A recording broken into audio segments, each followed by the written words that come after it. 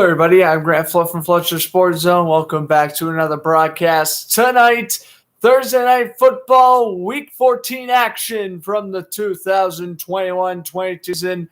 We have the 6-5-1 Pittsburgh Steelers visiting the 5-7 Minnesota Vikings. The Steelers coming off a 20-19 win over the then AFC leading Baltimore Ravens. And the Vikings, I don't know how they did it, but they managed to lose the game against Detroit last week, falling to 5-7. Both teams are in the thick of the wild card race. Both teams on the outside looking in. Minnesota basically has to win out to have a shot at the playoffs. Steelers maybe don't necessarily have to win out, but they still got to try to win a couple of these games here. I know they still have a game against the Browns coming up, and I believe they may have their other game against the Ravens as well. It's going to be a tough little schedule here for the Steelers to end off the year. And as for the Vikings, again, I think they pretty much need to win out or else they are done. I mean, they lost a very winnable game against Detroit last week. And, of course, the Steelers are playing the Titans next week. Again, must win there. And the Vikings play another primetime game against the Chicago Bears. I mean, that game is 2 weeks from now. But I don't know. Both these teams got to try to turn their seasons around somehow. Ben Rothensberger, is this his last year in a Steeler uniform? Well, I guess only time will tell on that. I thought Rothensberger sure retired last year, but he elects to stick around for another year. He hasn't had a necessarily awful season. He's had awful performances, but he has not had necessarily awful season. He just hasn't been fantastic. He obviously, I think once pretty much 2017 passed, he hasn't really been a top 10 quarterback anymore. I mean, there's a reason why he's like an 80 overall in Madden now. He's just not the quarterback he once was. As for the Vikings, good news for them. Dalvin Cook came back after missing the last couple of weeks. After he was projected to be out long-term with an abdominal strain. He comes back in 2 weeks. Very short notice, but he is ready to see what the Vikings can do against the Steelers here. I mean, it's basically a win, and you stay in the wild card race for both these teams. If you lose, you can probably forget about the playoffs. With the Steelers, you have the Colts right on their tail, and for Minnesota, they're already on the outside looking in, along with teams like San Francisco still in the mix, Philadelphia in the mix, Washington in the mix. Vikings already lost to the 49ers a couple weeks ago, so they already lost a tiebreaker to them. Let's see what happens here. Minneapolis, Minnesota, as Chris Boswell to kick it away. We are underway, and this one will land for a touchback as it goes over the head of the return man. We'll take a look at Kirk Cousins' best touchdown interception ratio in the NFL by a mile, 25-3. Passer rating of 106.3, 3,353 passing yards, and 68.4 yards, 0.4 completion percentage. No Adam Thielen tonight. KJ Osborne will be getting a lot of number 2 reps, it seems. Cousins will throw to Justin Jefferson on the first play, and he will pick up 8 down the sideline. I would like to announce I'll be only broadcasting until halftime tonight, which will probably be around 9:30, 9:40. Maybe 2nd down 2 coming up off the first play of the game. I have the Vikings winning this game, 27-24. We'll see what happens. I mean, again, this is pretty much you lose, the season's basically over for both these teams. So I think both teams are going to put the best foot forward tonight. Osborne put in motion. They throw the screen to Jefferson, and Jefferson steps out of bounds after a gain of about 5. Another first down here for the Vikings, so he will not be going through. Now let's take a look at the Vikings offense, ranked 6th overall. Very underrated offensive lineman, really, other than Brian O'Neill. There isn't a lot of named players on that lineman. Tyler Conklin, the main tight end. Irv Smith Jr. still out for another 3 weeks, if not longer. Of course, Dalvin Cook back. The backup running back for Minnesota will be Alexander Matheson, C.J. Ham, the fullback, and obviously Justin Jefferson, the star second-year receiver. Here's Dalvin Cook on his first carry, and Cook busts up the middle, and down he goes to the 42. Brought down by Minkah Fitzpatrick and Derek Tuska. That is a ginormous burst for Dalvin Cook. And another first down. What a nice block by C.J. Ham. Cook able to find the opening.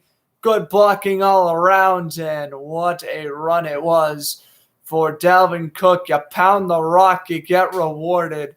This is what Minnesota was missing last week. Dalvin Cook, a true game changer on this offense. He'll get the handoff again. Up the middle he goes in a gain of about 4.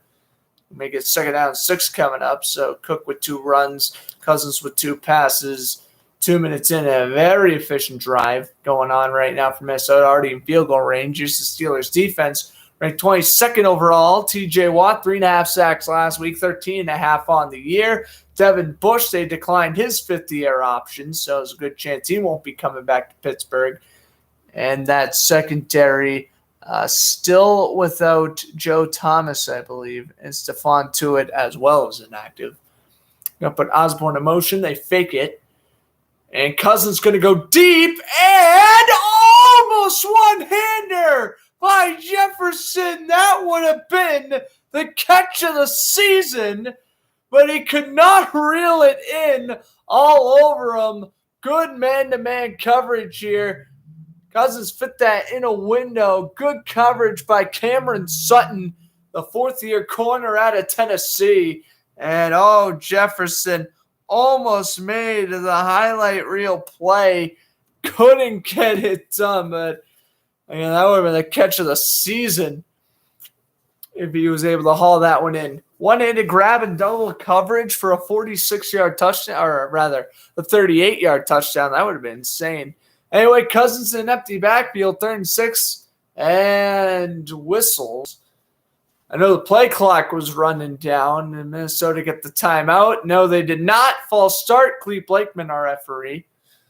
False start against Minnesota. And Justin Jefferson, again, we take a look at this again. Outrunning Sutton and Minkah Fitzpatrick and almost reeled it in with his right hand. Again, that would have been insane catch. Just 3rd down 11. They're going to set Jefferson and the former Jaguar D.D. Westbrook over to the left. Cook and Osborne to the right. Cousins empty backfield. 3 seconds to go on the play clock. Cousins takes a snap, throws down the middle. That one's caught. Osborne to the 35, and it's going to make it about 4th and 3. We'll see if we will either get a punt or a long field goal, or they may go for it, but I wouldn't really see why you would want to go for it so early. And they will bring out Greg Joseph for the field goal. 4th and 3, and they will attempt, this is a long one.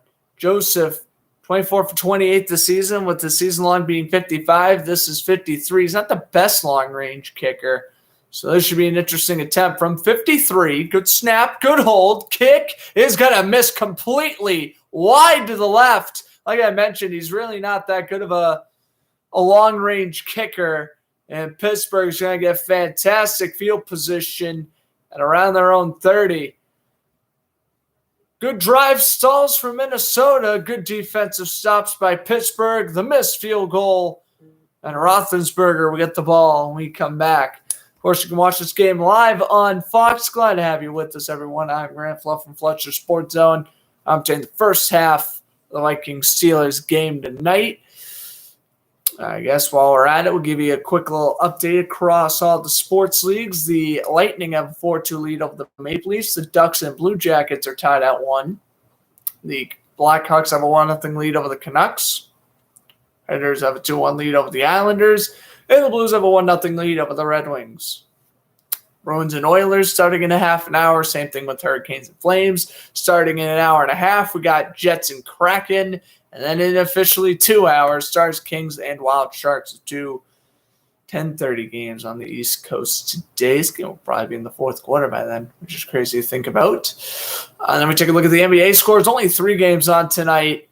Jazz beating the 76ers 63-61. Lakers beating the Grizzlies 21-17. And starting in a couple of minutes, Nuggets and Spurs. Now it is 66-61 Utah. I just don't know what the 76ers are going to do with Ben Simmons. They got to move on from him as quick as possible, though. All right, now we take a look at college basketball. We only had one final. North Carolina beat the Cookman Wildcats 65-48. Okay, we'll go over the other scores too while we got time. Seton Hall ranked 23, beating 7th ranked Texas right now, 58-56. First ranked Purdue beating Rutgers 52-44. Second half just getting underway there. And Kent State beating Detroit 52-37. That has about 6 minutes left in that one. Starting any minute now, we have Monmouth at St. John's, and then 17th ranked Iowa State going up against Iowa at 9, and then 9:30 we have Grand Canyon, Arizona State. I also know at 9:30 we have the Merrimack Warriors going up against Gonzaga, which will likely be a blowout, but that is another college basketball game on tonight for those wondering. All right, we head at a commercial break. 1st and 10 for the Steelers. They get off a missed 53-yard field goal at the 43 of Pittsburgh. They pick the handoff to Harris. Down the middle it goes. The throw by Rothensberger, and they'll be brought down at midfield as Ray McLeod, former Buffalo Bill, making the catch there. And it'll be 2nd down and 3 coming up, so 7 for Rothensberger, and he's able to get away from Mackenzie Alexander on that one, Ray McLeod. He's a good return man. I guess without Juju Smith-Schuster, they're adding him in a little bit in the receiving end, which isn't a bad idea. They put Derek Watt in motion, Deontay Johnson as well. First handoff for the rookie Najee Harris, tries to turn upfield, and he will get 2, maybe 3, depending on where they mark it. It looks like it's going to be 3rd and 1, though. And it will be 3rd and 1. Ball placed at the 48 of Minnesota. We take a look at this, Rothensberger anyway. 16 touchdowns to 6 interceptions, a 90.7 completion rate, 64.9 completion percentage, 2,765 yards. Is this his last year with the Steelers? We will see. Double tight ends in motion against Steelers without Eric Ebron, so we're going to be seeing Zach Gentry and the rookie Pat Freiermuth. Here's the handoff to Harris. Lowers the shoulder. Need a yard. Got 2. First down Steelers. So Pittsburgh is moving the ball downfield. So both teams will not get 3 and out, which is, I guess, good. We'll take a look at the rest of the Steelers. Offense ranked 22nd this season. Trey Turner, right guard they got in the offseason. He's been pretty good. Of course, Najee Harris and Pat Freiermuth, the 2 rookies. Claypool, Johnson, James Washington, your 3 receivers. Obviously, Juju out for the rest of the year. He was been injured since like week 3, I'm pretty sure, week 4.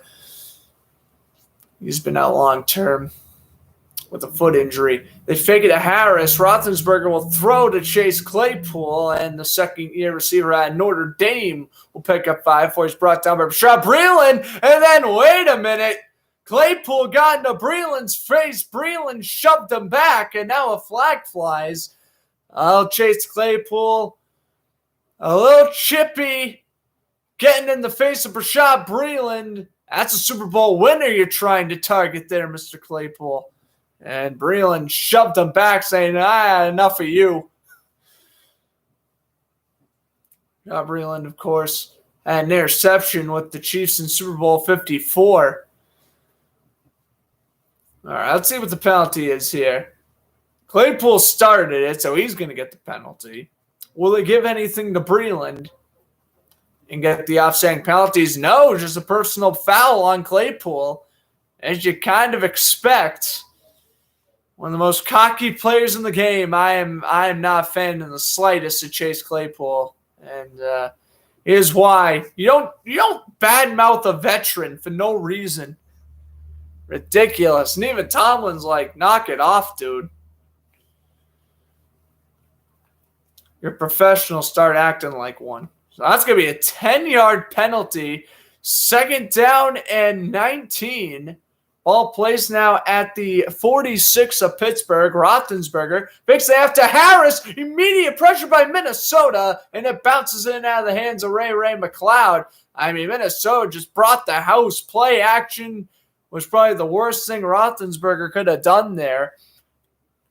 Good snap at the center. They fake it to Harris. Anthony Barr already in his face, and Harris may have gotten away with a horse collar, grabbing the top of Rothensberger's jersey, but regardless, it's 3rd down 19. Again, the pass for Ray McLeod was incomplete. Steelers get out of the huddle. 3rd down and 19. Harris split to the left. Steelers 9th in the NFL with a 42% completion rate on 3rd down. Harrison Smith runs back. Roethlisberger throws, and it's caught short of the marker. Deontay Johnson makes the grab at the 39. It'll make it about 4th and 4, roughly 4th and 3, maybe depending on where they mark it. They will mark it 4th and 4, and at least for the moment, the Steelers' offense stays on the field. Roethlisberger and shotgun with Harris split to his left. And they're trying to jump Minnesota offsides again. Offside penalty would give them the first. They're 4 for 13 on 4-down conversions this year. Roethlisberger, now 10 seconds to go on the play clock. Now we'll try to audible. Yeah, I kind of sensed this was going to happen. Roethlisberger shifts Harris to the right, and will he take the snap? They do, and Roethlisberger's going to step up and run, and he's got it. Needed 4, got 5, but there is a flag. I was about to say, that was very close to the play clock. I didn't think they were going to – I didn't think that play was even going to happen. Getting the tackle there was number 90, Sheldon Richardson, former Brown and Jet. But I think this is it looked like the play clock ran out, but maybe they're looking at holding on the Vikings. I don't know. Let's take a look here. Yeah, play clock ran out like I thought. Yeah, okay. 1st and 10 for the Steelers. Really? Yeah, but the play clock ran out.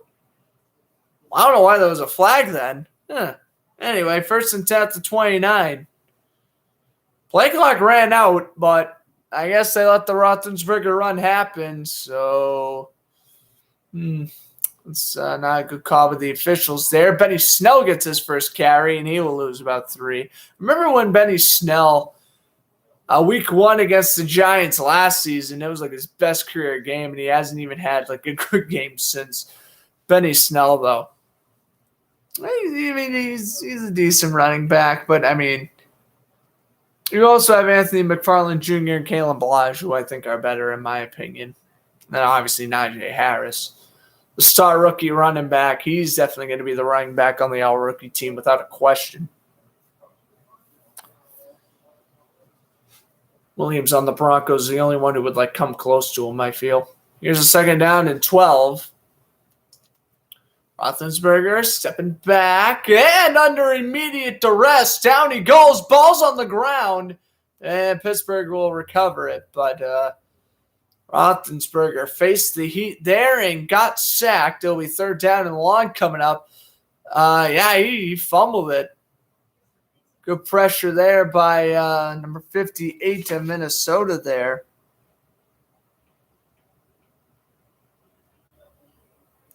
That is Michael Pierce. Oh, yeah, former Raven Michael Pierce. Anyway, it'll be 3rd down and 18, so another long 3rd down. Now 5 seconds to go on the play clock. Now 4, Roethlisberger will burn. First time out of the half by either team. So a 3rd down 18, they are in very long Boswell field goal range. I don't know if they attempt one. I guess while we're on the minds of special teams, I should say that this is considered a Jordan Berry revenge game. That's right. Former Steeler punter signed with the Vikings after the Steelers elected to go with Presley Harvin III, who I will say for the record, especially for a rookie punter, he was, and I don't think there's even a debate, the best punter throughout the entire preseason. So I really don't necessarily blame the Steelers going for Harvin over kind of an average punter like Jordan Berry. But yeah, I guess that's something to keep in mind. If Jordan Berry downs one at the one, I'm sure he'll express his frustration towards the Steelers. But I don't know. He was doing fine in Pittsburgh, so I don't know. Anyway, looks like we have a challenge coming up, and now we're going to head to commercial break. They're saying it's incomplete on Rothensberger, and now Minnesota's just trying to get more lost yardage. I don't really know why would spend a challenge on that, but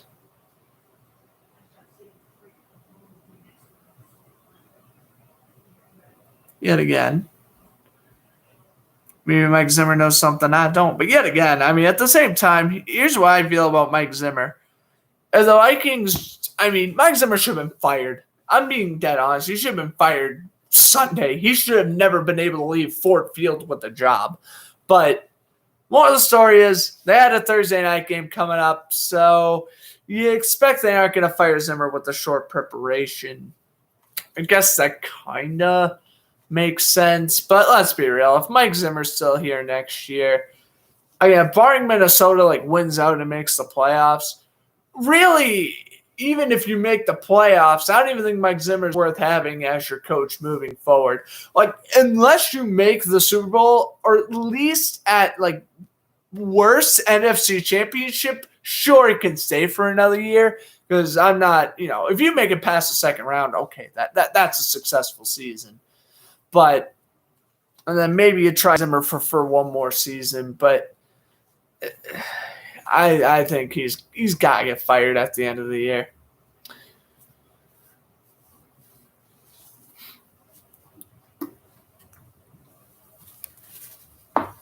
I got Zimmer, Matt Nagy, of course, and kind of flip-flopping between Vic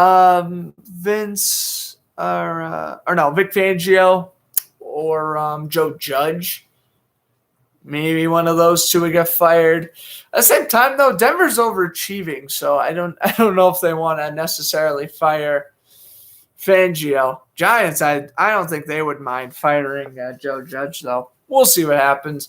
Anyway, the challenge, call stands. Oh, I see. Pittsburgh was trying to challenge that it was an incomplete pass instead of a lost fumble. Oh, okay. That makes sense. Yeah, they're going to lose the yardage on that. 3rd down 18. Steelers down to 1 challenge, 2 timeouts in the half. Rothensberger in shotgun with Harris to his left. Rothensberger will take the snap and he'll throw. That's caught. Ray McLeod. No, that's not Ray. That's Deontay Johnson on the catch. You'll get a few yards, long field goal range for Boswell, but I'd imagine they would attempt the field goal here. It's going to be 4th down 11. So give him 5 on that one. And now Boswell will come out. His season long is 56 yards. He's 24 for 25 in the air. One from 49. Joseph missed one from 53, so we will see if both teams will trade missed kicks here. 49 for Boswell. Good snap, good hole. Boswell is going to miss it wide left. So both kickers miss wide left on the opening drives, and now Minnesota has the ball in fantastic field goal range. Good hole by Harvin. Kick just misses. Still scoreless, 5:32 to go, first quarter.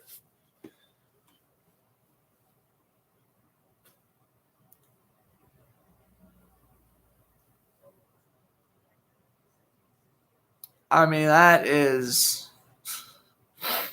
that's pretty bizarre. So both kickers miss wide left. So we're still in the stalemate. And I don't know. This is gonna get an interesting game.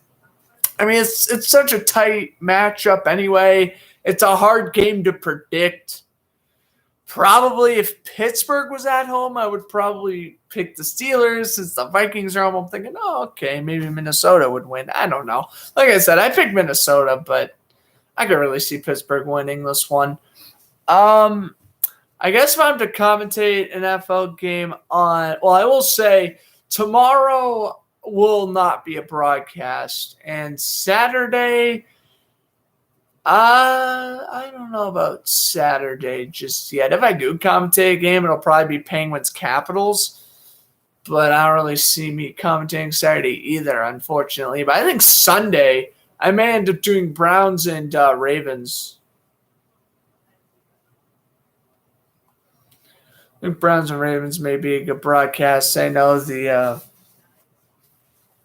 on Fox they're showing Cowboys and football team, and on CBS they're showing Raiders and Chiefs. And I know Bills and Bucks is at 4:25. As much as I would love to commentate Buffalo versus Tampa Bay, I will be busy in that time frame. So unfortunately, we'll not be able to commentate that one. But again, we do got some future broadcasts. Like next Monday, Rams and Cardinals. I'm going to try not miss that one. Chiefs and Ravens on Thursday. And then we got the Saturday doubleheader. Raiders and Browns. It's not this Saturday, but next Saturday. Raiders and Browns and Patriots Colts. I definitely see me commentating the Patriots and the Colts. And I think starting 22nd. Yeah, then I guess I'll be on school break, so I should be able to commentate a couple of more games. I'll commentate whatever football game's on, and as well probably start to commentate hockey again as well. Justin Jefferson, for his screen pass, is incomplete. 2nd and 10. Cousins try to throw the screen to Jefferson. It falls incomplete. 3rd and 5 coming up. Or a second. Wow. 2nd and 10 coming up. 3rd or 3 for 5 is Cousins. I'm getting the downs and the completions messed up here. 2nd down and 10 for Cousins at the 39. In shotgun with a receiver and a running back. High snap. Handoff goes. Dalvin Cook busts free to the 50, to the 40, and he's brought down by Terrell Edmonds at the 31. A nice run there from Dalvin Cook. Boy, that's his second huge run of the day. Glad to see him come back from the injury all well. Let's take a look again here on the replays. Open parts of the field. Are they trying to play zone? I don't necessarily understand what was going on there. Cook's just got to pick up speed and get the first down there. I just got on my screen that I lost connection for a second, but it looks like I'm back up and running now, which is good. Here's Alexander Matheson with a stiff arm and 14 yards. Alexander Matheson with a first down. Minnesota continuing to roll. And I just got a notification that I lost connection. I got it back now, but if I'm lagging or whatever, let me know in the chat. I'll try to fix that. We could switch to a different Wi-Fi server if it's acting up. But here's a 1st and 10 for the Vikings. Cousins to take the snap from the 17. Got Masson in at running back. C.J. Ham blocking T.J. Watt. And Matheson will get 2 yards. Joe Schobert, former Brown Jaguar, getting the tackle. Yeah, even as a Jaguar fan, I don't understand what half those moves were during the offseason. Trading Minshew to the Eagles, I didn't like. Trading Schobert to the Steelers, I didn't like. Cindy Jones to the Seahawks didn't make sense. Jaguars did not make a lot of smart moves in their front office this offseason. Hiring Urban Meyer's one of them, too. They fake it to Cook. Cousins, end zone shot, wide open. Justin Jefferson, touchdown. 26 touchdowns to only 3 interceptions. Kirk Cousins, phenomenal seasons continuing. Justin Jefferson. Oh, my goodness. He's doing a dance across the whole end zone. Oh, my goodness. Justin Jefferson with a gritty and a half. I mean, this is just good play action throw. Jefferson able to break away from, it's Cameron Sutton. He ain't going to stand a chance against Justin Jefferson. Come on now. Here's the extra point by Joseph. Good snap, good hold, and he missed it wide right. What's going on here? What is going on here? Three attempts, 3 misses. Joseph missed one from 52. Boswell missed one from 49. And now Joseph missed an extra point. What? Oh, my goodness. Well, there we go in the chat. It was about a half an hour in. We had the Justin Jefferson touchdown. What the heck? Why are... This is why.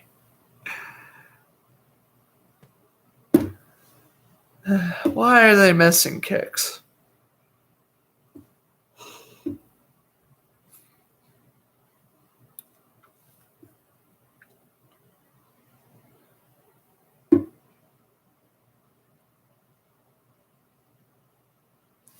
All right. You've been going together, Francis. Thanks for stopping by. Yeah, I know 0 for 3 on kicks so far. That's what I'm saying. 3 attempts, 3 misses. The 2 missed field goals and the missed extra point a second ago. Like I said, Greg Joseph is not a good kicker. I know it's the whole song and dance of, the Vikings haven't had a good kicker in a long time. And I know their best kicker the past decade has been Blair Walsh, who missed that chip shot in the wild card game against the Seahawks of, 2015? I get that. But at the same time, it's just weird. Greg Joseph's never really been a good kicker because he was on the Browns and he was mediocre. So I guess that kind of shows you that Greg Joseph really never was a fantastic kicker. But Daniel Carlson, on the other hand, he was a kicker on the Vikings, stunk on Minnesota, gets signed with the Raiders, has been, in my opinion, a top 5 kicker this season, and just last night got a 4-year extension. That's, I don't know if it's Minnesota's special teams coaches that are just awful, or I don't know why the Vikings just struggle with kicking woes every season. It's kind of pathetic. You really think about it. Just find a kicker. Josh Lambo's still a free agent. Sign him. Anyone's better than Greg Joseph. I hate to say it, Vikings fans. And now Joseph will kick it away, and this one will go for a touchback. Taking the knee in the end zone is Ray McLeod. So out to the 25 goes the Steelers. Have free chance to win $30,000. You sign up to the Fox Super 6 app. Why am I advertising that? No idea. But we'll do it anyway. I like the advertisements where it's you can win $100K of Terry Bradshaw's money. He was playing in the 70s and 80s. How much money did he earn? All right, 1st and 10. Ball placed at the 25. Rothensberger with Harris in at running back. And a little end around here to Deontay Johnson. And he will get 6, maybe 7, or he is brought down by Alexander. Yes, they will give Johnson 7 on the carry.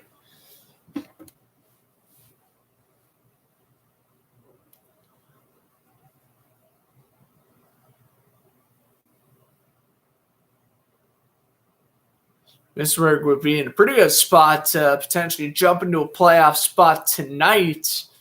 But Cincinnati has the tiebreaker over Pittsburgh. In fact, Cincinnati did sweep Pittsburgh, so we'll see how that shapes up the AFC wildcard race as Claypool will fumble as he tried to dive for the first down. It was an end around. Back-to-back end-arounds. Claypool lost it after gaining a yard, and Minnesota's recovered. Unreal. Claypool, he broke off a tackle. Nick Virgil just getting the stop. His knee never hit the ground. It was punched out by Harrison Smith. And then it was picked up by number 79 there of Minnesota.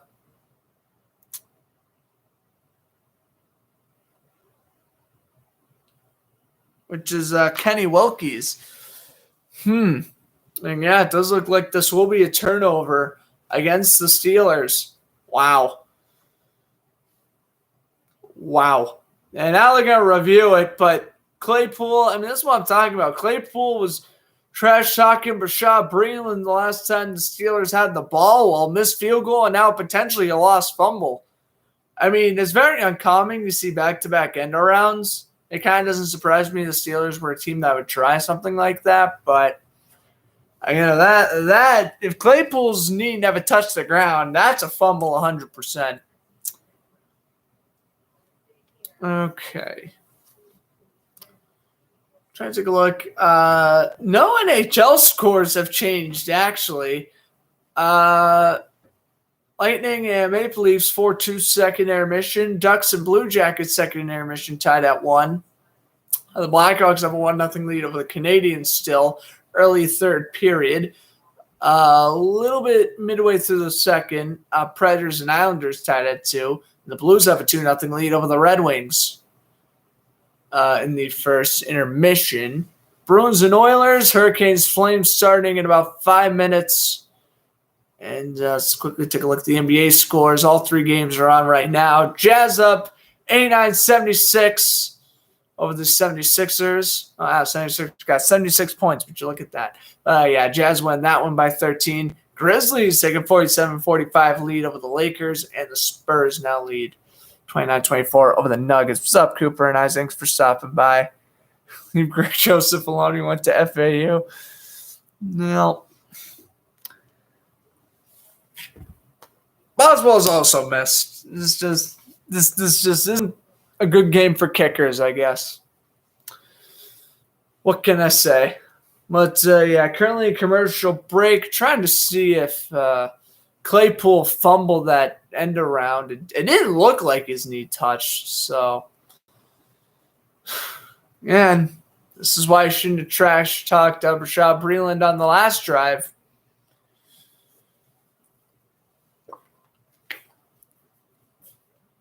Who's my local college? I like them. No, that's fair. Yeah, I respect that.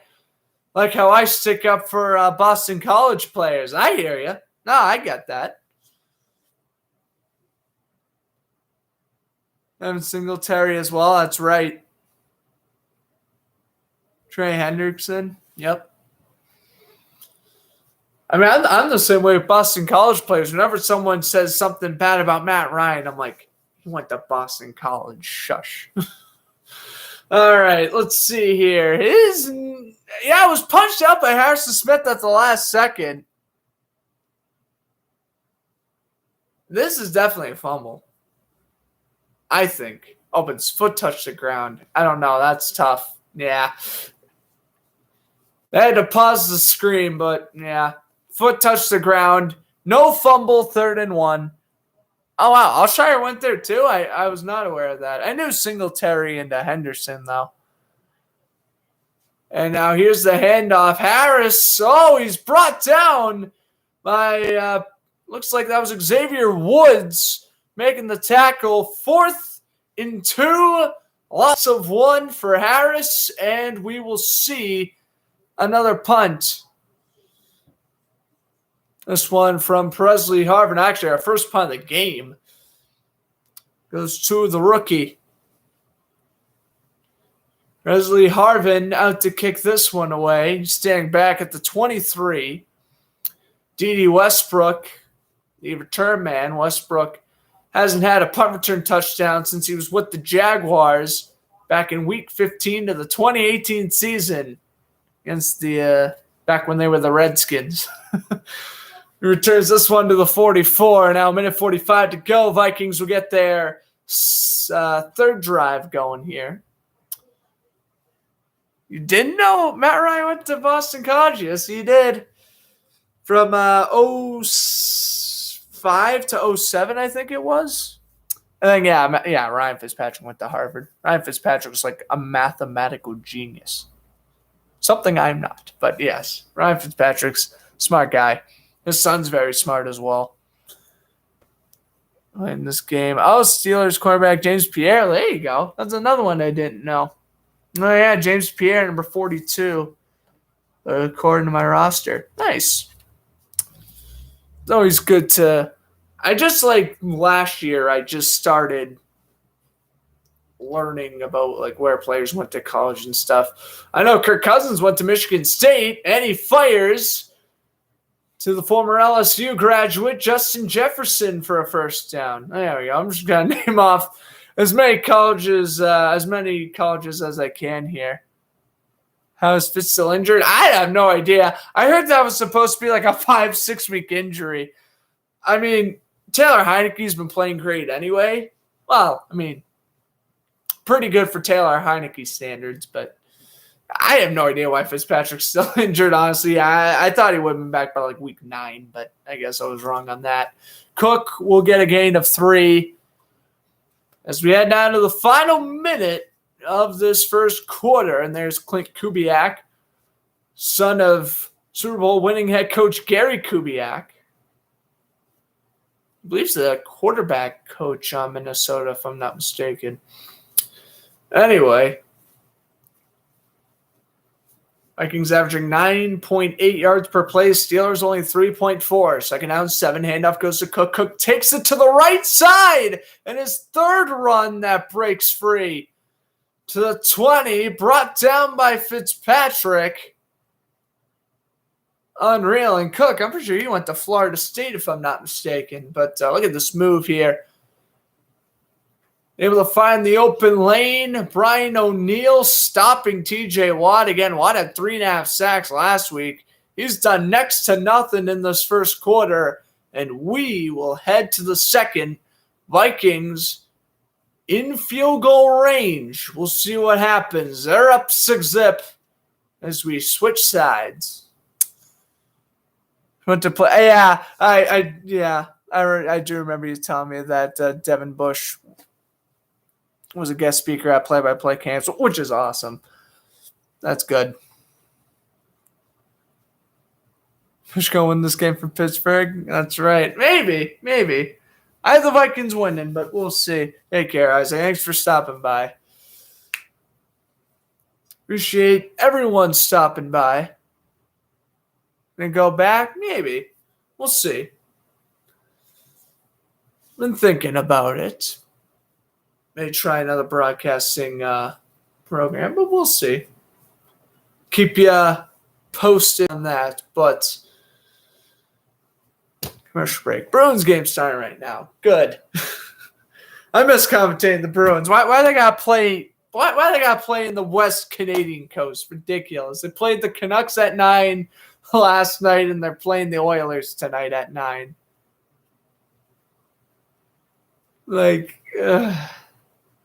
I hate it. Don't worry, they'll be back in the Garden probably next week. Bruins Ducks on January 21st is a game I have on my calendar because that's a game I actually am thinking about going to because I want to see Trevor Zegras. But we'll see about that. Bruins Panthers. I would love to do Bruins Panthers. Unfortunately, the first 2 times they played, one night I was out of Wi-Fi because that was a huge windstorm in Massachusetts, so I couldn't commentate that. Panthers won that game anyway, so whatever. I'm glad I didn't do that one. And then the other one was when the Bruins gave the Panthers their first loss of the year, but I was like the day before Halloween. I had something going on that day, so that was going to work. But yeah, according to Google, the next time the Bruins and Panthers play each other is April 26th. Why is that so long in between? I have no idea why the Bruins and Panthers just go 5 months without playing each other, but apparently they're going 5 months without playing each other. So April 26th, I mean, I would imagine I should be able to commentate that, but who knows? It's months from now. Hopefully I can. We'll see. Ball placed at the 20. First play of the second quarter, and Cousins fires down the middle, and it's incomplete for Matheson. And on the coverage was, there you go, Isaac Devin Bush breaking up that one. Second down and 10. Unfortunate news for Bush, though. The Steelers rejected his fifth-year option this past Sunday, so it looks like he will be hitting free agency.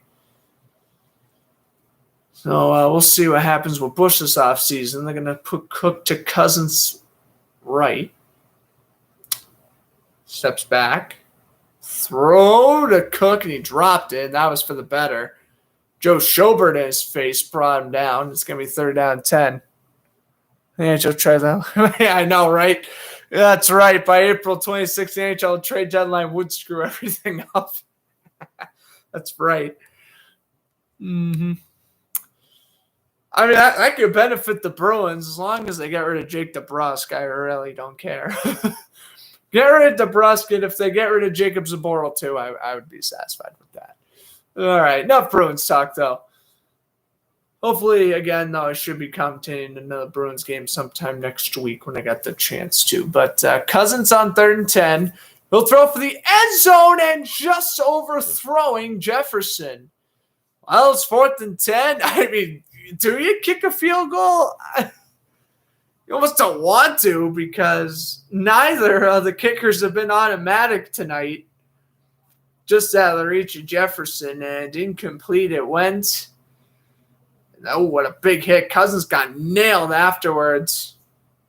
And yeah, just out of the hands of Jefferson, who beat Justin Lane to the ball. So we'll try another field goal with Joseph here. This one's from 38.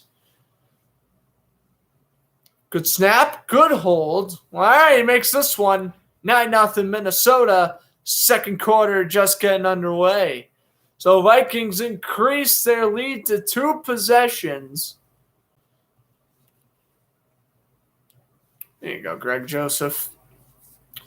Up another good but not good enough drive by Cousins. He had a lot of that last week against Detroit. In fact, I think that's the main reason why they lost last week against the Lions, other than the defensive collapse in the final 2 minutes. You attempted too many field goals. And that has been the Vikings' problem all season long. Yeah, try to fix that if they're going to make a push for the playoffs. Also, can I just say it looks extremely weird seeing Joe Buck with gray hair. I can't be the only, I remember back in 2018, this guy had a full-on beard. Now his hair's gray. Joe Buck's turned old in front of our very eyes, ladies and gentlemen. Don't worry, I'll still be commentating for another 15 years. I wouldn't worry. Him, Jim Nantz, and Iron Eagle, I think, are 3 locks that aren't going anywhere anytime soon, which is good because, at least Jim Nantz and Iron Eagle are great commentators. May or may not be the biggest fan of Joe Buck, but that's a different story for a different day. So, yeah, Steelers win today. I think they're in the race because the tie helps them out a lot in this scenario. You also have the Raiders in the hunt, the Browns and the Broncos. All teams are 6-6. The Dolphins are 6-7, also in the hunt. Again, they began the year 1-7, but they won 5 in a row. I mean, they've been against very weak competition, but Miami's won 5 in a row. I mean, again, they beat the Jets twice. They beat the Giants without Daniel Jones. I still think they beat the Giants. Rothensberger, down he goes. On 1st and 10, he is dumped, sacked there by Armon Watts. And yeah, Johnson was getting open. Fryermouth, man-to-man coverage there by Eric Kendricks, and Watts just grabs the jersey Rothensberger and brings him down. Huge sack there for Minnesota, making it second down 19. Second time he's been sacked tonight. He also has 7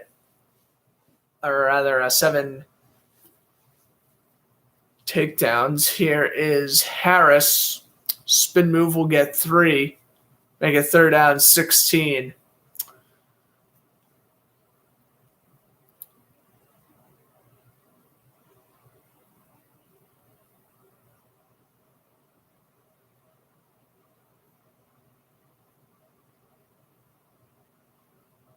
$143 total yards to 38 in favor of Minnesota. Harrison shotgun formation. Here's Rothensberger. Here's 1 for 4 on third downs tonight. 2 seconds to go on the play clock. High snap. Rothensberger going to put it down and underthrow James Washington. 4th down 16. We'll see a punt. James Washington requested a trade a while ago. I mean, that was months ago. I don't think his rep is as bad as the organization as it was originally, but I mean, he's just not a great receiver. And right there's a good reason. Even if it's third and long, you can't create separation. You can't make more room for your punter. Well, I guess not. Could have been about 4th and 5 if he made that catch, but we're going to see Presley Harvin for the second time, and this punt is a good one. Wow, to the 32. Westbrook will get out of bounds at the 43. That was 60 yards right off the leg. Absolutely unreal punt from Presley Harvin. Oh, we got a flag. Let's see if this is against Pittsburgh or not.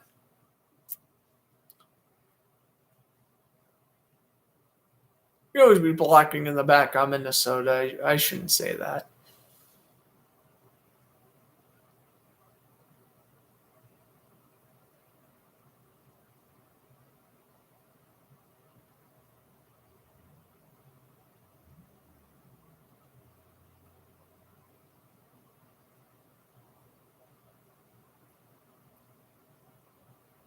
All right. Referees finished talking it over, it looks like. Holding return team. This one's coming back. Oh, they're going to call molestness there. Oh, yeah, he grabbed the shoulder. Yep. That'll draw a flag 10 times out of 10. So Westbrook's return gets negated.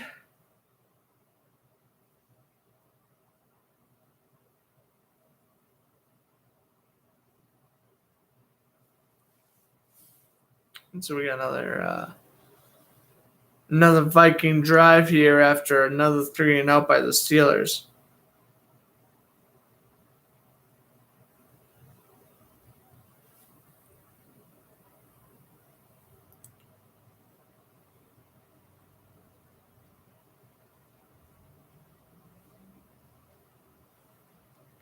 All right, so I guess since I won't be on for halftime, I guess we can go over the news that's happened over the past couple of days. Hasn't been a lot of news, really. I've only made 6 Instagram posts, which, by the way, Fletcher Sports Zone for daily sports news.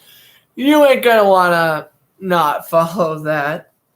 But anyway, former NFL defensive end Glenn Foster passed away at age 31 after being taken into police custody. Played with the Saints 2013, 2014, recording 3 sacks and 8 total tackles. Seahawks strong safety Jamal Adams to miss the remainder of the season with a torn labrum and extra shoulder damage.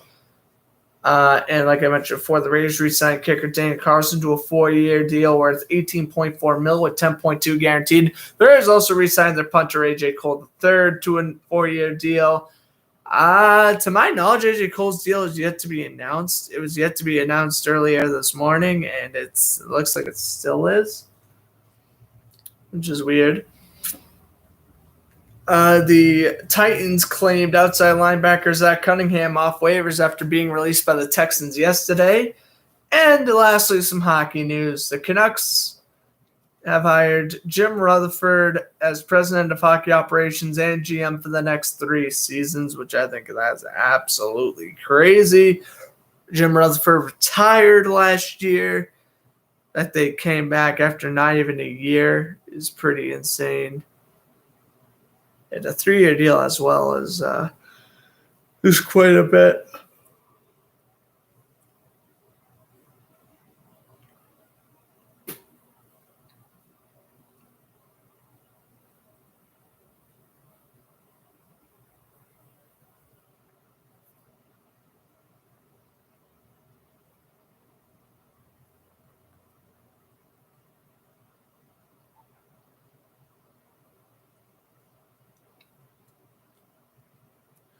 Yeah, Cook is active tonight with the shoulder injury.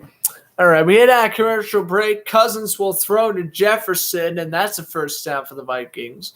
Take a look again here on the replay. Jefferson, good route running, good tackle as well by number 20 there for the Steelers.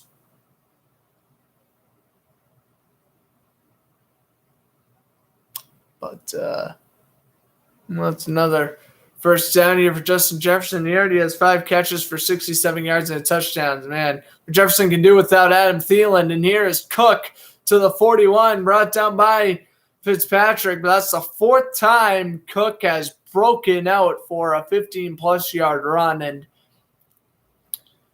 Pittsburgh's having trouble stopping Dalvin Cook, and I wish I could give a suggestion to how you stop a top 3 running back in the NFL. Oh, yeah, I said top 3, because he is. It's Henry, McCaffrey, Cook. Sorry, Alvin Kamara. Sorry, Aaron Jones. Sorry, Saquon Barkley. Yes, you guys are Nick Chubb. Yeah, you guys are incredible. But no, Cook's better. Deal with it. All right, let's spark some more controversy while we're at it. Matheson to the 35, and we got flag down. If this is coming against Minnesota, it's coming back.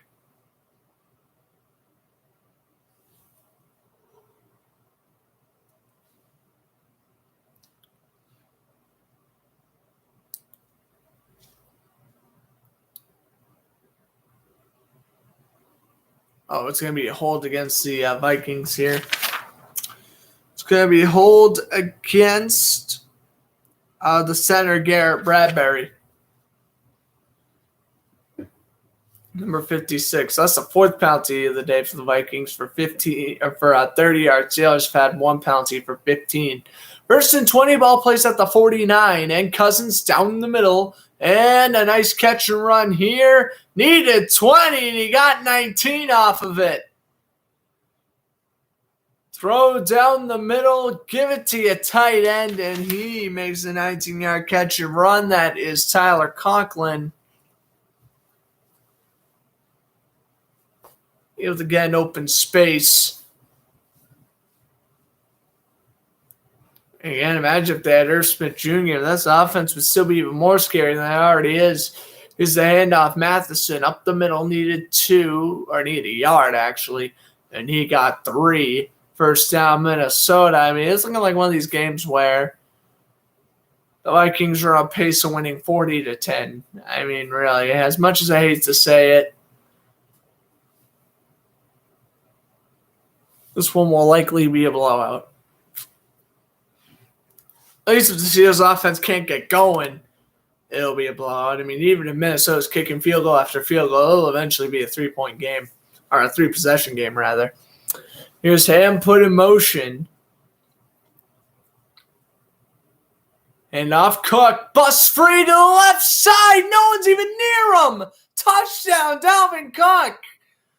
I mean, they just can't stop the run. Pittsburgh just can't stop the run. Touchdown for Dalvin Cook, who was activated about 3 hours ago. He is shredding apart the Steelers in this first half.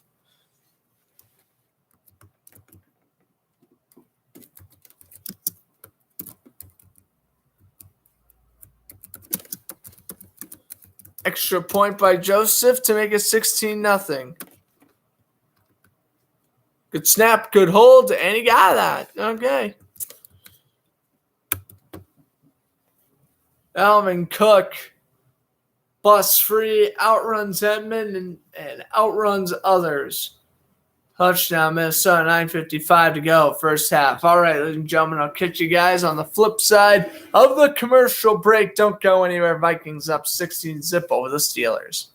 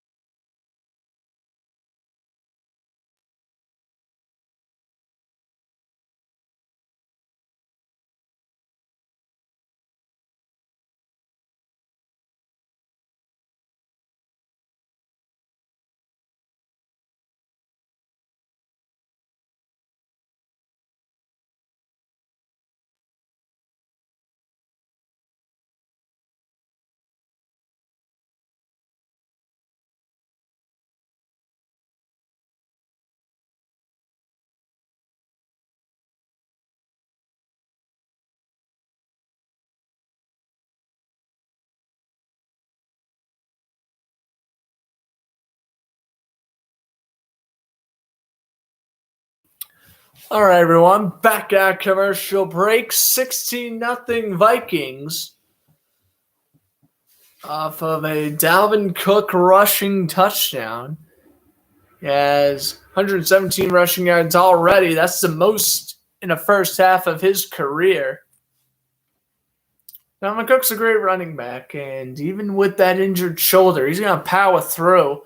Now the Vikings have a full 2-possession lead. That's right, 16-0. So now Pittsburgh wanted to tie. They're going to have to score touchdowns and go for 2.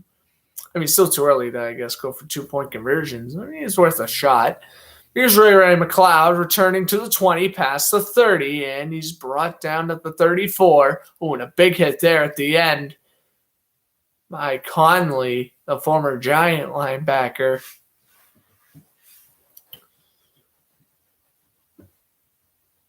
Let's take a look here at what the flag could be on. 9:49 to go in this first half. Again, I'll be broadcasting until halftime, and I'll be wrapping it up for tonight. But again, when school break comes around in a couple of weeks, I'll be able to do the Monday and Thursday night games fully, hopefully. That's my plan, at least. Then again, we got some Saturday night games coming up too. Definitely doing Patriots and Colts next week.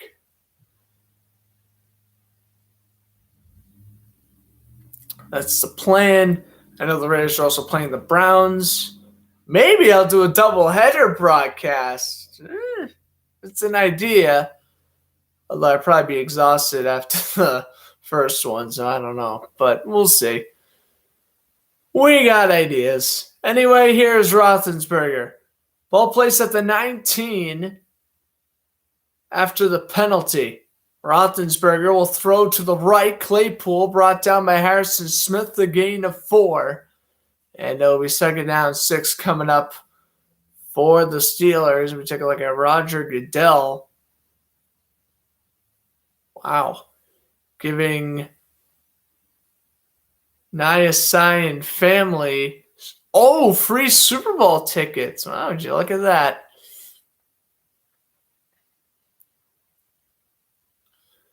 All right, second down 6. Super Bowl's being played in LA this year, I want to say. Here's a little pitch. Harris will lose 3. Minnesota's run defense coming to play. Eric Hendricks with the stop there, and it'll be third down and long. What's up, Payne? Thanks for stopping by.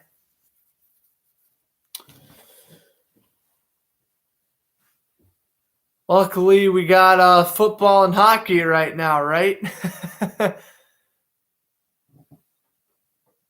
No, Isaac doesn't attend FIU.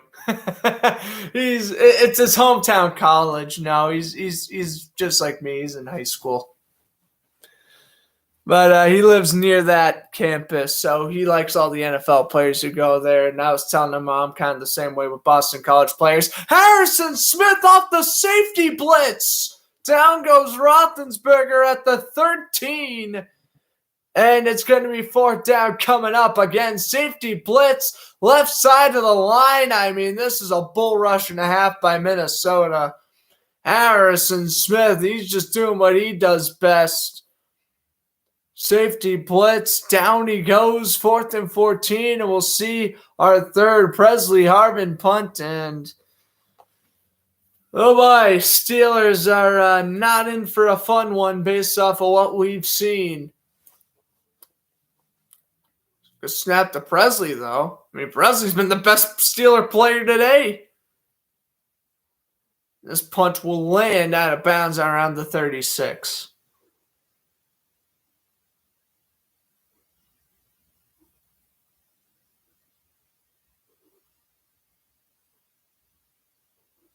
Rothensberger upset about that sack. Yep, Lyman got to do a better job protecting them. 7:39 to go in the first half, still 16-0. Still 16 to nada.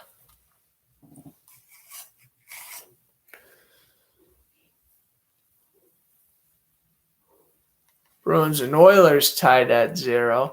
I guess I could do a little quick live reaction for the Bruins-Oilers game. Oh, they're on commercial break. We'll forget that idea. I take a look at the upcoming Bruins schedule. I think if the Bruins are on a reasonable time next Tuesday, I will definitely be interested in that. They're playing the Flames Saturday? This is until 10. Oh, they are on next Tuesday. Yeah, against Vegas. Oh, sick. Okay.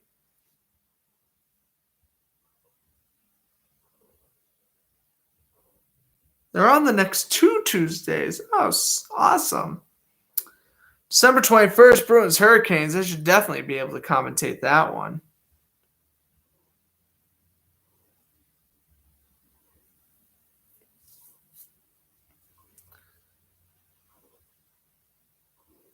We're just playing the Sabres on New Year's Day, and it's not the Winter Classic game.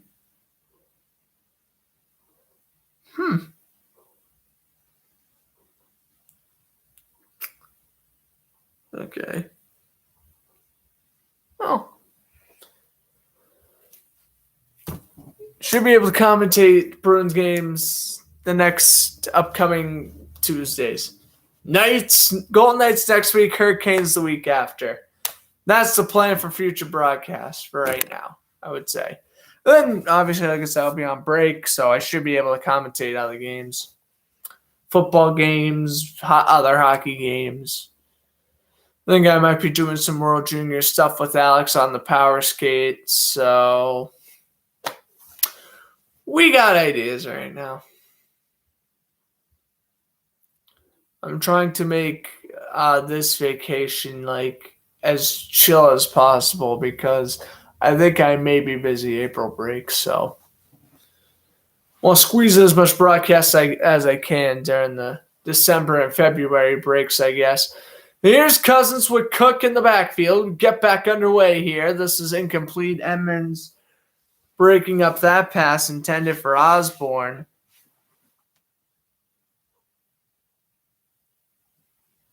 Let's take a look again here on the replay of the Harrison Smith sack. I mean, yeah, there's rush 7.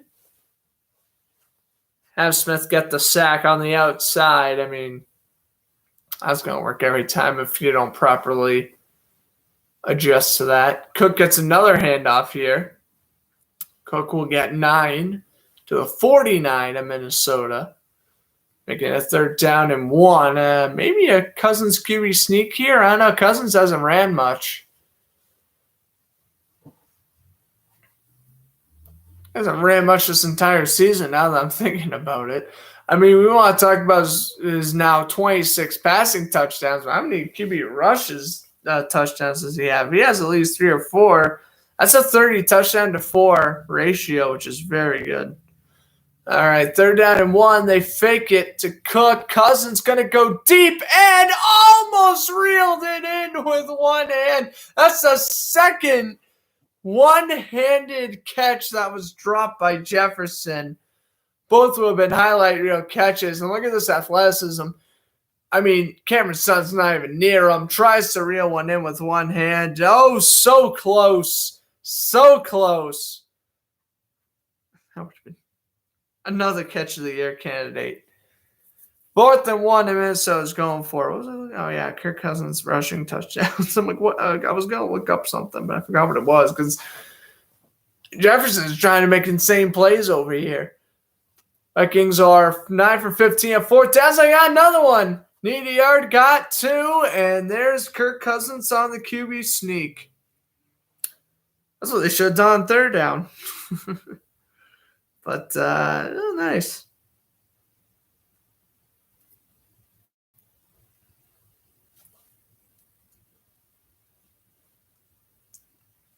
Give me a break. He only has 1 rushing touchdown this year. Cousins, ouch. All right. He has 27 total touchdowns, I guess, including running. Here's Cook on 1st and 10. Will be brought down at the 45. At number 95, Chris Wormley, former Raven. 2nd down, 7 coming up.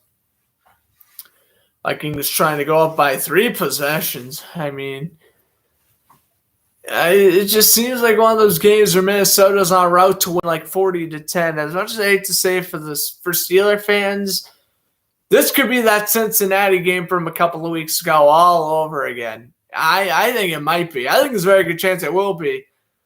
Offense ain't getting going to this defense. Can only stop the offense for so long. I mean, Cousins wide open catch by Osborne to the 28. I mean, there's only for so much longer you can cover these guys and not score points offensively. This is getting rough for the Steelers defense. They're going to eventually break. I mean, they can bend all they want, but they're going to eventually break. And I think if they will break if they give up another touchdown here. Ball already placed at the 28-yard line of Pittsburgh. Here's the pitch to Cook. Cook looking for his 2nd rushing touchdown of the half, and he's brought down at the line of scrimmage, making it 2nd down and 10. And by the way, Cousins 8 for 15 for $111. You look at the Saturday doubleheader like I was mentioning, December 18th, 4:30. Raiders and Browns, 8:15. The game I'll be commentating that night, Patriots, Colts. Those games will be live on NFL Network.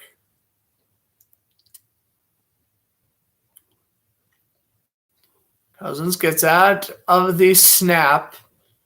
Jefferson and another receiver split up to the left. D.D. Westbrook to the right. Cousins will throw, and he'll overthrow everybody. And he hits a ghost in the end zone for nothing. Here's a 3rd and 10. Well, there he goes. Threw it to no one. Threw it to a ghost. What can I say? All right. But, it was an overthrow. I think he was looking for Jefferson.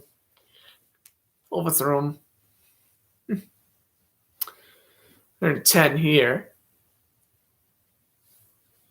Osborne now split up to the left. Looks like Jefferson and Westbrook to the right. 7 seconds going to the play clock. Is Minnesota going to burn a timeout here? They will. or rather Pittsburgh, calls a timeout.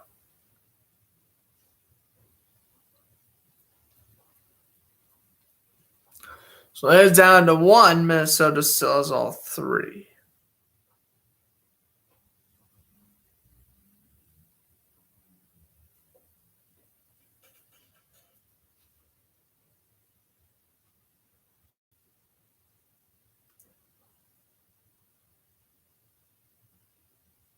Okay. They're down 10. They get back out in the huddle. Cousins to take the snap in an empty backfield. Steps back. Cousins throws. That one's caught. Gain of 12. Osborne. Yeah, defense can only bend for so long before it breaks. 13 yards on the catch. I mean, this is tight man-to-man coverage by Justin Lane. And Cousins is still able to throw in addition a fantastic throw and a very efficient throw. Very small room for error. That's Osborne's second catch. He's got 21 yards on the night. Lyman put in motion along with the fullback C.J. Ham. Lyman split from the left to the right. You're going to put Osborne in motion as well. 2 seconds ago on the play clock. Handoff goes. Cook up the middle to the 13-yard line. Maybe second down coming up. Get down 8 to be exact. Cousins now 9 for 17 for $124. Cousins, I keep on Pat stat here from Cousins. Keep on scoring those touchdowns. Why not? Gonna put him in motion. Enough goes. Cook lowers the shoulder and will go down to the 7-yard line where it'll be third down about 2. This game was once going by very slowly. Now about to hit the 2-minute warning. Vikings already have 162 rushing yards on the day. Cook has now not only set a new career high in first half rushing yards, but at this point has absolutely smashed it. Yeah, 117 when they brought up the stat. I'm sure he's now close to about 130, 140. Here is Cousins. Hands it off to Cook again. Cook takes it to the right, powers in for his second touchdown. Injured shoulder? I don't think so. Dalvin Cook. Unreal. Take a look again here on the replay. I mean, just nice, efficient handoff to guy. I mean, if I was Cousins, I would have done play action, throw a touchdown, but well, hand it off to Dalvin Cook. It's not a bad idea either. You can't complain with the results. Minka Fitzpatrick tried to bring him down. He couldn't. Here is Greg Joseph for the snap. Good hold. Joseph made it. Looked like it was shifting right, but or shifting left, but it made it. So now 2:20 to go. Vikings have 167 total rushing yards off 17 rushes. That's most and a half for an NFL team this season.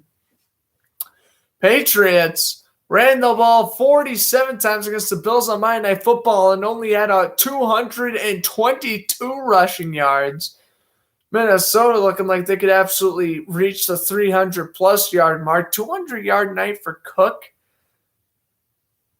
The rate it's going, I wouldn't be surprised. This Steelers defense looks tired. You seem frustrated. They need a touchdown or else you can kiss this game goodbye.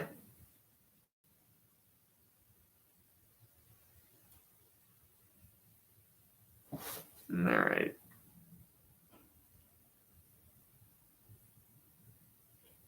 All right, well, here's a touch. Oh, well, here's a kickoff from Joseph.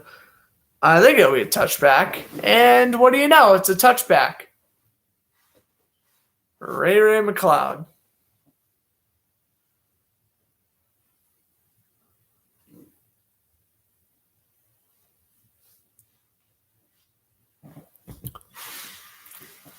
Steelers headlines.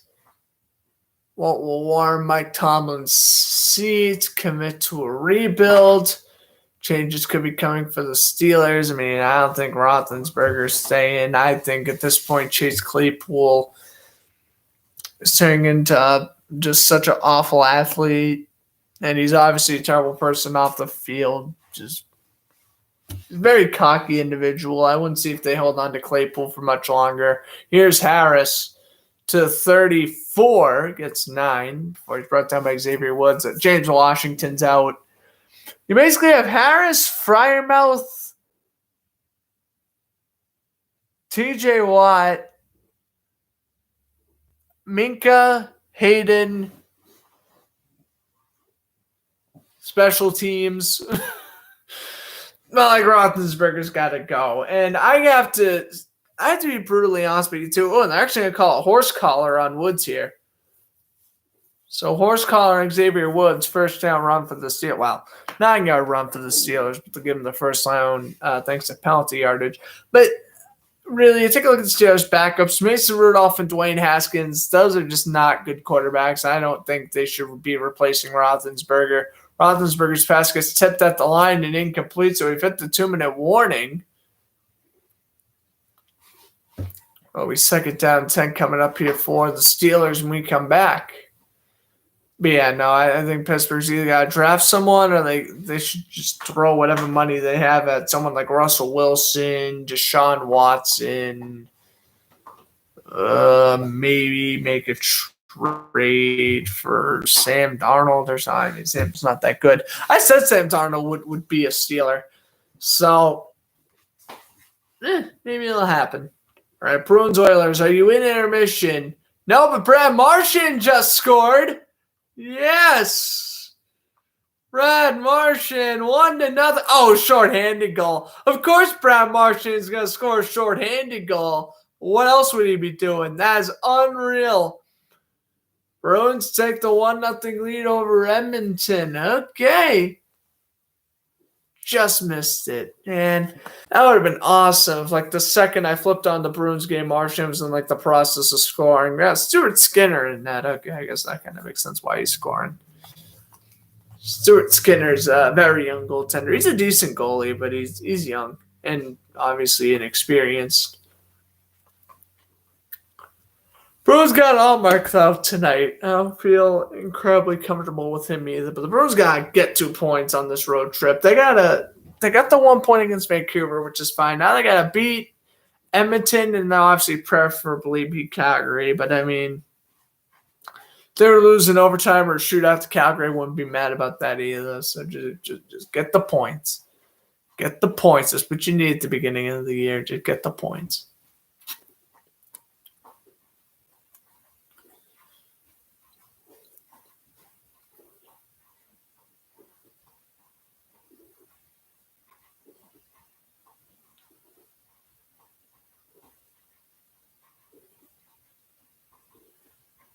Look at all the Walter Payton Man of the Year awards here.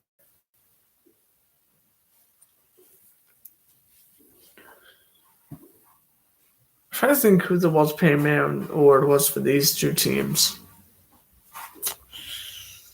I don't really know. For the Steelers, I'm just guessing. I could just look it up, but I'm being lazy. Steelers... Someone, I don't know. Vikings, Jefferson, maybe? I doubt it. All right, well, enough guessing that. 2nd and 10, game coming at commercial break. Here is the handoff. Harris, stiff arm, got 3.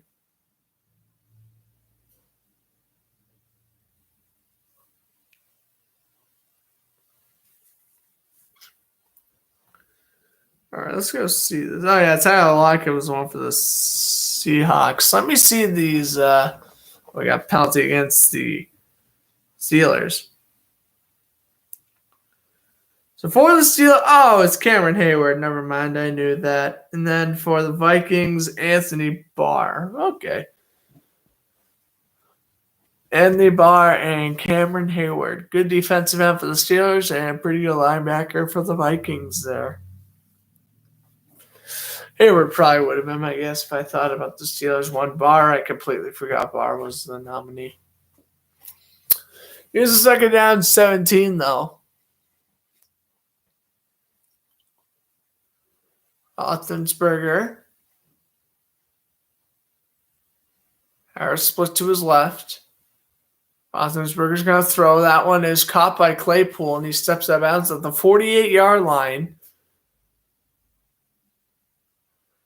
Pittsburgh's moving slowly but surely. Claypool now has 3 receptions for 17 yards.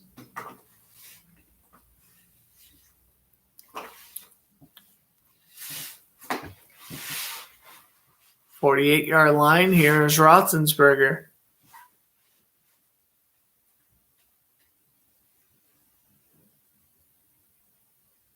Good snap, and down he goes. Again, just the blitz. It's too strong. Eric Kendricks gets the sack there. Rothensberger hiked the ball in about under 3 seconds. He went down. Let's take a look here again on the replay. Let's take a look at the snap count here.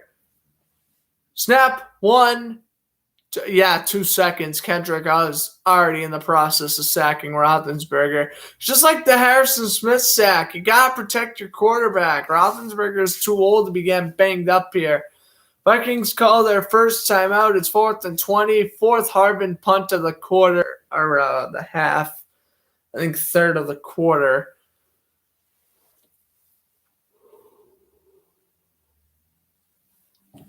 We've yet to see one from Jordan Berry.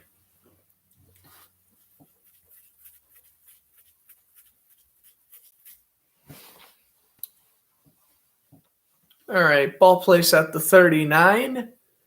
Presley to punt.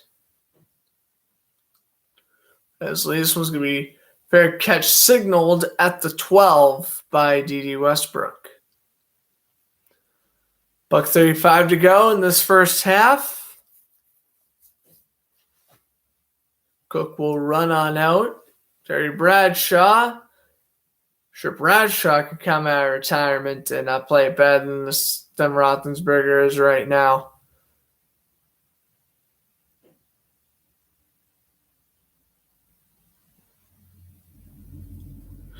Look at that. Terry Bradshaw getting the terrible towel and putting it all over Charles Davis. There we go.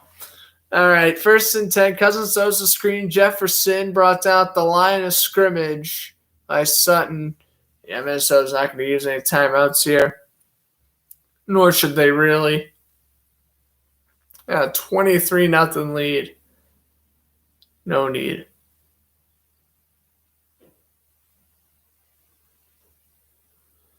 Jefferson split to the right along with Westbrook. Osborne to the left. 2nd and 10. Cousins throws incomplete for Osborne. 3rd and 10 now. 57 seconds left. Well, I want to give Pittsburgh another shot. Even if Pittsburgh doesn't score, you want to keep that offense off the field because, again, with Najee Harris and Deontay Johnson, they're not game breakers, but they are game changers, and they could obviously gain some momentum for the Steelers end. They get a touchdown. They get a stop on defense, get another touchdown, 2-point conversion. Whoa, it's a 7-point game. Vikings got to be careful. Even though they're up by a lot, they still got to be careful. They're going to play conservative now with a run to Cook, and he will pick up about 8 on that one.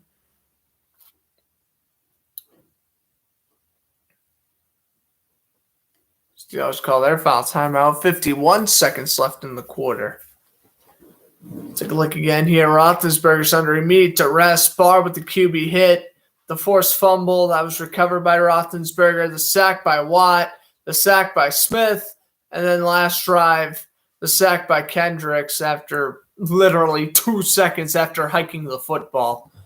Roethlisberger's had 13 dropbacks. He's been sacked 4 times and knocked down 5 times. under pressure. Vikings just bringing the house, it seems, at least a couple of times a drive, and it is definitely affecting Rothensberger. Well, we get to see Jordan Berry, the former Steeler, to punt it away. All right, let's see what happens here. Berry with a good punt. This is a fantastic punt to the 30 and fair caught at the 31 by Ray McLeod. So 44 seconds left. Steelers are at timeouts. They need some points. Taking a knee, I don't think would be wise. They don't necessarily have to go for a touchdown, but I think if they just take a couple of knees and head into halftime, I think that also would not be a good approach.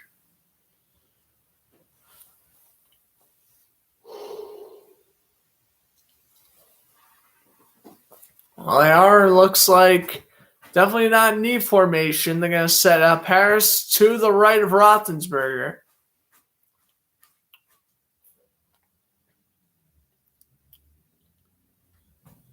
First and 10. Roethlisberger's going to throw down the middle. That one's caught by Johnson. Johnson with a nice little move. Brought down by Barr after a gain of 4. Looking down 6 coming up now. Roethlisberger trying to go no huddle. Again, Pittsburgh is at timeouts. Roethlisberger to take the snap in shotgun. Got to at least try a deep shot, I would imagine. And flag is down. Roethlisberger pointing at a Viking player. We'll see about that.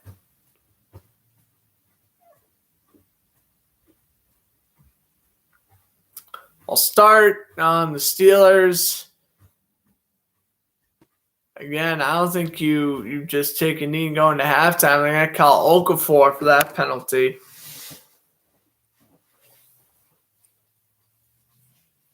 Left tackle.